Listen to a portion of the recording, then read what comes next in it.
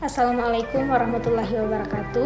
Perkenalkan, nama saya Sri Rahayu dari Program Studi Pendidikan IPS Universitas Negeri Makassar. Dalam video kali ini, saya akan membahas tentang bahasa dalam media sosial.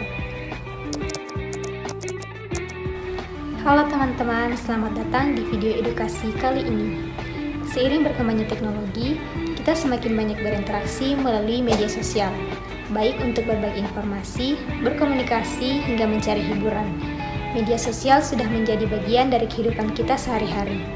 Namun, pernahkah kalian berpikir tentang bahasa yang kita gunakan di media sosial? Bahasa yang kita pilih bukan hanya mencerminkan diri kita, tapi juga bisa mempengaruhi persepsi orang lain. Dalam video kali ini, kita akan membahas lebih dalam mengenai bahasa dalam media sosial. Bahasa yang kita gunakan di media sosial seringkali lebih santai, cepat, dan cenderung menggunakan singkatan atau simbol-simbol yang memudahkan komunikasi. Misalnya, kita sering melihat penggunaan kata-kata seperti LOL, OMG, atau BFF yang mempermudah ekspresi, tapi mungkin tidak sepenuhnya dapat dipahami oleh semua orang. Selain itu, banyak juga yang menggunakan bahasa gaul atau bahkan bahasa yang kasar dan menyinggung orang lain.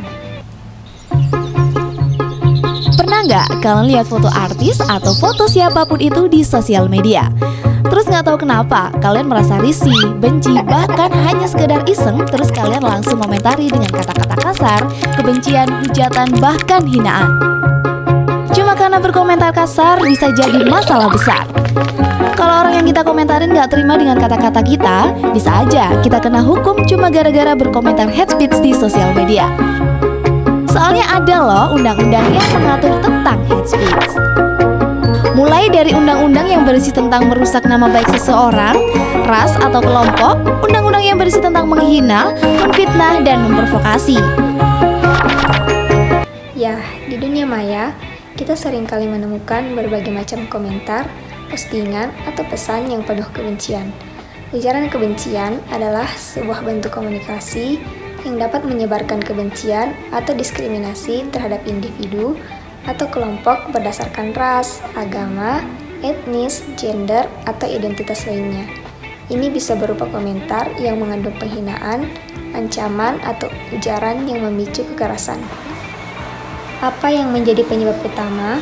Salah satunya adalah anonimitas yang diberikan oleh internet. Orang merasa lebih bebas untuk mengungkapkan pendapat atau perasaan mereka tanpa harus bertanggung jawab. Namun, apakah kalian tahu bahwa ujaran kebencian di media sosial tidak hanya merugikan korban secara emosional, tetapi juga bisa berakibat pada kerusakan hubungan antar individu, bahkan menciptakan polarisasi dalam masyarakat. Lalu, apa yang harus kita lakukan untuk memperbaiki atau minimal mengurangi dampak negatif dari bahasa yang kita gunakan di media sosial? Yang pertama, pahami dan hargai keragaman. Media sosial membawa kita bertemu dengan berbagai orang dari latar belakang yang berbeda. Oleh karena itu, penting untuk selalu menggunakan bahasa yang inklusif, menghargai perbedaan, dan tidak menyudutkan kelompok tertentu. Yang kedua, jaga empati. Pahami bahwa di balik layar ada orang dengan perasaan dan pandangan yang berbeda. Menggunakan bahasa yang lebih santun dan penuh empati akan membuat kita lebih dihargai oleh orang lain. Yang ketiga, jaga etika berbicara. Di dunia maya, kita seringkali merasa lebih bebas karena tidak ada tatap muka. Namun, penting untuk selalu menjaga etika dalam berkomunikasi. Menghindari bahasa kasar, provokatif, atau menghina sangat penting untuk menciptakan ruang digital yang aman bagi semua orang. Yang keempat, berpikir sebelum berkomentar. Terkadang, emosi bisa mempengaruhi cara kita berbicara. Namun, dengan berhati-hati dan berpikir lebih dahulu sebelum menulis komentar atau status, kita dapat menghindari konflik yang tidak perlu. Yang kelima, menggunakan fitur privasi. Kita juga bisa menggunakan fitur privasi di media sosial untuk memastikan hanya orang yang relevan yang dapat melihat dan berkomentar tentang postingan kita. Bahasa dalam media sosial sangat berpengaruh terhadap cara kita berinteraksi dengan orang lain. Sebagai pengguna media sosial yang bertanggung jawab, kita harus selalu berpikir kritis, memilih kata dengan bijak, dan menjaga etika komunikasi.